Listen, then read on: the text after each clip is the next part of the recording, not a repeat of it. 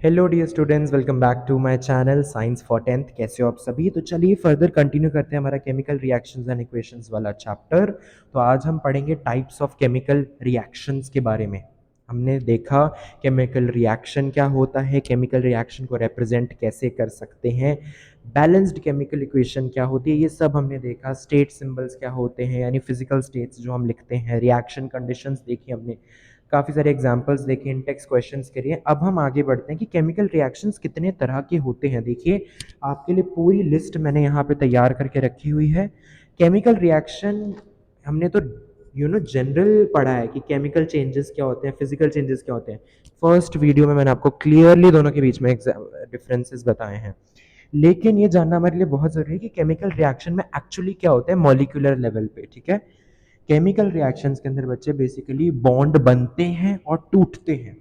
ठीक है, it involves breaking and making of bonds between atoms to produce new substances. तभी एक product बनता है। न्यू सब्सटेंस जो बनता है उसको प्रोडक्ट कहते हैं ना हम। तो रिएक्टेंट्स के बीच में बॉन्ड टूटते हैं और बनते हैं। अब ये टूटना बनने का मतलब क्या है? बेसिकली इसका मतलब है, फॉर एग्जांपल आपके पास रिएक्टेंट ए है, ये कोई कंपाउंड होगा। आपके पास रिएक्टेंट बी है, वो भी एक कंपाउंड होगा। तो जो रिएक्टेंट ए है ना बच्चों, वो क्या होगा, उस रिएक्टेंट ए में के जो एटम्स हैं वो आपस में टूटेंगे। So that is breaking of bonds. Similarly reactant B के भी जो आपस में एटम्स हैं वो टूटेंगे, that is also breaking of bonds. और फिर वो एटम्स आपस में कंबाइन करेंगे एक दूसरे के, यानी रिएक्टेंट ए के एटम्स जो टूटे हैं अभी अभी, और जो रिएक्टेंट बी है उसके एटम्स जो टूटे हैं अभी अभी, वो आपस में जुड़ेंगे। सो that is forming, making of bonds. बात समझ में आई? तो इसी को एक केमिकल रिएक्शन कहते हैं। ठीक है, अलग अलग टाइप के केमिकल रिएक्शन है हमारे पास जो आपके सिलेबस के अंदर हैं, which are combination reaction, exothermic reaction, endothermic reaction, decomposition reaction, thermal। अच्छा, decomposition reaction के आगे तीन टाइप्स होते हैं, थर्मल, इलेक्ट्रोलिटिक एंड फोटोलिटिक। साथ में हमारे पास है displacement reaction, double displacement reaction, oxidation reaction and reduction reaction. क्या बात समझ में आ रही है आप सभी को? ठीक है, तो इसमें से ये मेन टाइप्स हैं। अब मैं आपको वन वर्ड में डिस्क्राइब करूंगा हर रिएक्शन को, उसके बाद हम डिटेल में पढ़ेंगे। कॉम्बिनेशन रिएक्शन का मतलब दो या दो से ज़्यादा रिएक्टेंट्स आपस में कंबाइन करके एक ही प्रोडक्ट बना रहे हैं। एक्सोथर्मिक रिएक्शन का मतलब ये होता है कि हीट रिलीज हो रही है। एंडोथर्मिक रिएक्शन में का मतलब होता है कि हीट अब्जॉर्ब हो रही है सराउंडिंग से नेचुरली।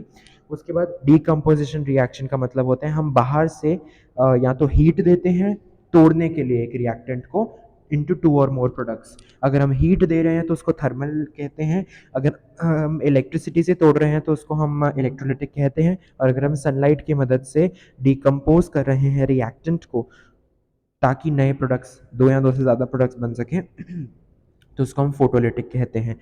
डिस्प्लेसमेंट में क्या होता है, एक ज़्यादा रिएक्टिव मेटल दूसरे कम रिएक्टिव मेटल को डिस्प्लेस कर जाता है उसके सॉल्ट सोल्यूशन से। डबल डिस्प्लेसमेंट रिएक्शन होता है जिसके अंदर एक्सचेंज होता है आयंस का रिएक्टेंट्स के बीच में दो बारी। ठीक है, और साथ में हमारे पास ऑक्सीडेशन रिडक्शन रिएक्शन अलग से है एक टॉपिक, जिसको हम ऑक्सीडेशन रिडक्शन रिएक्शन हमेशा इकट्ठे होते हैं, तो उनको जनरली रिडॉक्स रिएक्शंस के नाम से भी आपने सुना होगा, या नहीं सुना तो अब आपको पता लग गया।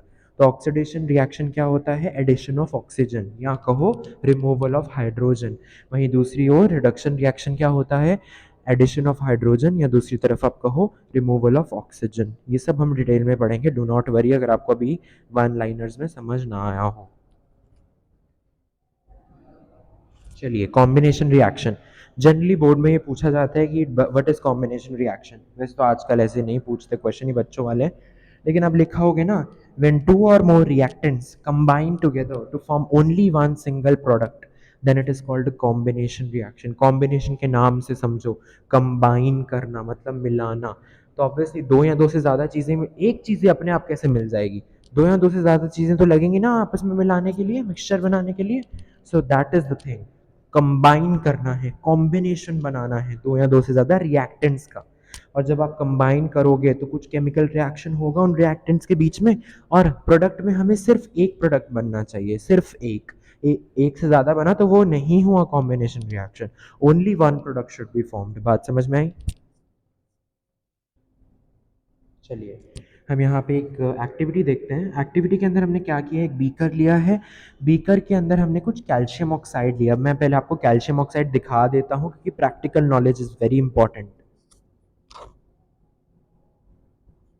ये देखिए, ये कैल्शियम ऑक्साइड ऐसे कि वाइट कलर का पाउडर होता है जिसको हम चूना भी कहते हैं। जनरली स्पोर्ट्स फील्ड में आपने देखा होगा कैल्शियम ऑक्साइड पाउडर ही इस्तेमाल किया जाता है आपके रेस ट्रैक्स बनाने के लिए। आपने जब पीटी पीरियड होगा आप गए होगे नीचे, आपने देखा होगा चूने से वो क्या बना देते हैं, रेस ट्रैक्स बना देते हैं ताकि रेसर्स उस डायरेक्शन में भाग सके, राइट। तो वो कैल्शियम ऑक्साइड ही होता है, ठीक है।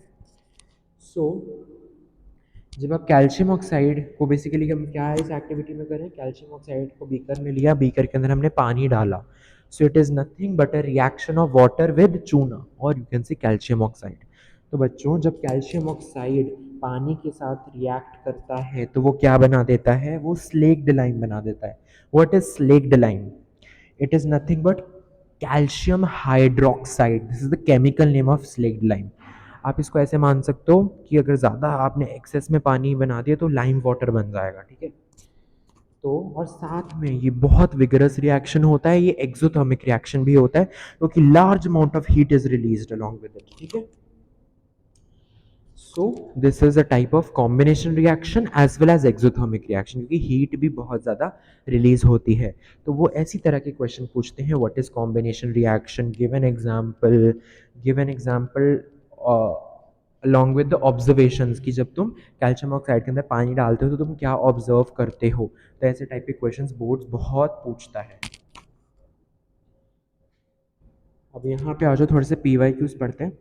What happens chemically when quicklime is added to water filled in a bucket? तो जब ऐसा होता है तब क्या होता है, आप लिखोगे आंसर कि जो कैल्शियम ऑक्साइड है, you know what is quicklime, quicklime is calcium oxide. ये मैं बताना आपको भूल गया। क्विकलाइम का जो केमिकल नेम होता है that is calcium oxide, okay.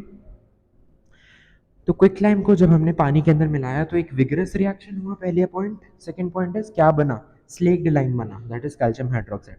और थर्ड पॉइंट क्या लिखोगे, a large amount of heat is released. मतलब तुम बीकर को पकड़ोगे ना तो तुम्हें वो बीकर गरम गरम लगेगा, ठीक है। Next question, write down the chemical name and formula of quicklime and slaked lime. तो जल्दी से बता दो बच्चों, quicklime is the common name of calcium oxide और फॉर्मूला क्या होगा, CaO। मैंने प्रॉपरली आपके लिए आंसर्स लिखे हैं। Slaked lime is the common name and slaked lime का केमिकल नेम क्या होता है, कैल्शियम हाइड्रोक्साइड, और उसका फॉर्मूला होता है CaOH होल ट्वाइस। साथ में यहाँ पे वो कह रहे हैं कि identify the type of chemical reaction when calcium oxide reacts with water. तो कौन से दो तरह के रिएक्शंस हो रहे हैं, पहला तो हमने पढ़ा कॉम्बिनेशन रिएक्शन, दूसरा कौन सा, एक्सोथर्मिक रिएक्शन। कॉम्बिनेशन आपको समझ में आया ना, क्यों कॉम्बिनेशन रिएक्शन, ध्यान से देखो। नेक्स्ट क्वेश्चन क्या है, write down the chemical equation representing the above reaction. जब आप केमिकल इक्वेशन लिखोगे तभी आपको पता लग जाएगा कि यहाँ पे हमारे पास दो रिएक्टेंट्स हैं जो आपस में रिएक्ट करके सिर्फ एक प्रोडक्ट बना रहे हैं, कौन सा, slaked lime, that is calcium hydroxide. Heat निकल रही है, heat is not a product, heat is just the effect you can say, ठीक है।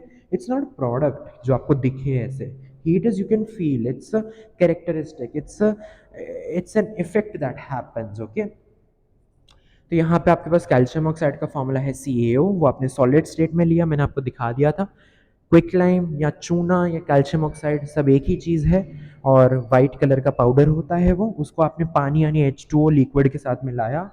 H2O मैंने आपको पहले भी बताया कि is always taken in liquid form. तो वो क्या बना देता है, it forms calcium hydroxide. Calcium hydroxide is nothing but slaked lime, slaked lime नया नाम है, याद करो, धीरे धीरे करके याद हो जाएंगी चीज़ें। साथ में हीट निकल रही है, ठीक है।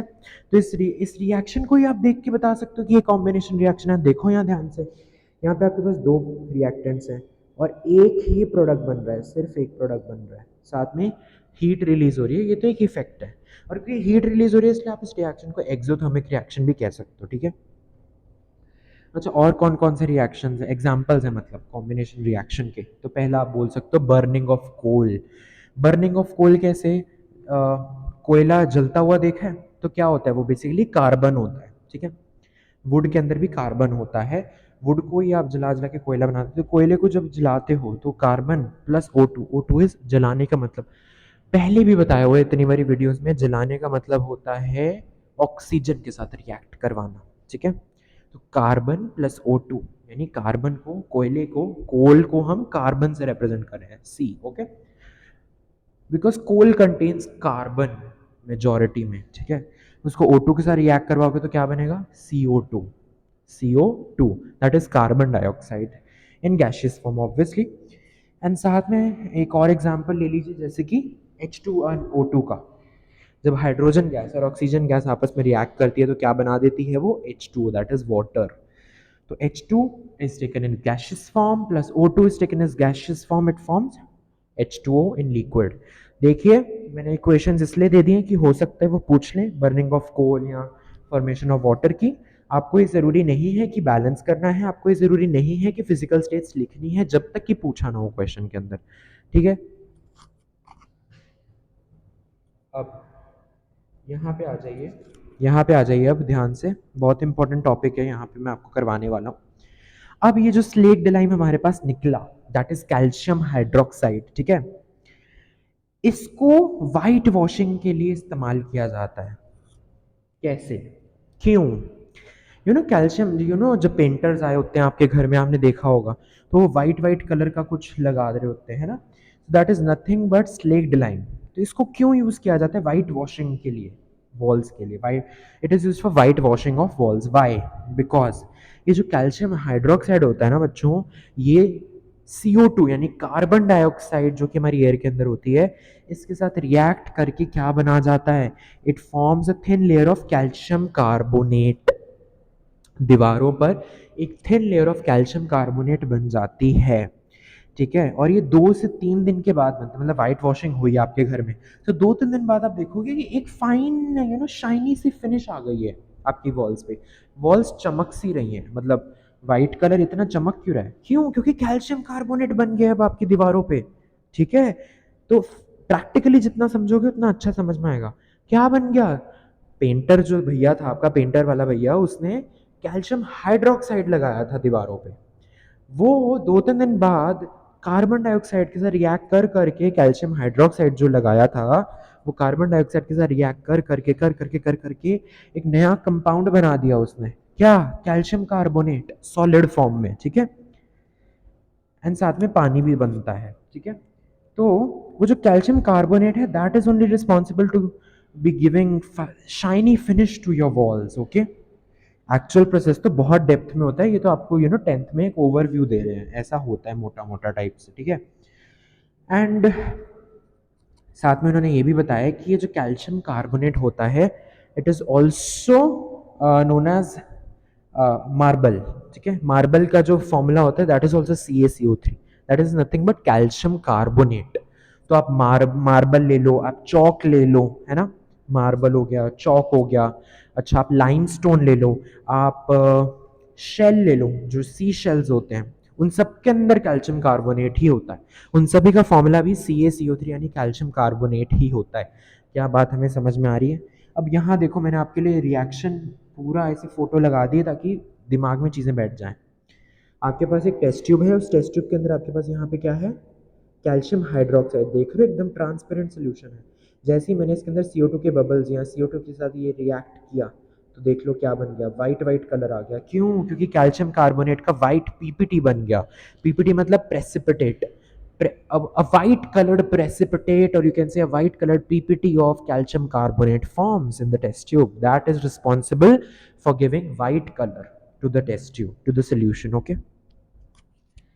चलिए, अब ये इक्वेशन भी बोर्ड्स ने इतनी बारी पूछी है तो मैं आपको बता देता हूँ। CaOH whole twice when it reacts with CO2 it forms CaCO3 plus H2O। Clear है? अब एक और क्वेश्चन पूछ लेता हूँ आपसे, in which natural forms does calcium carbonate exist.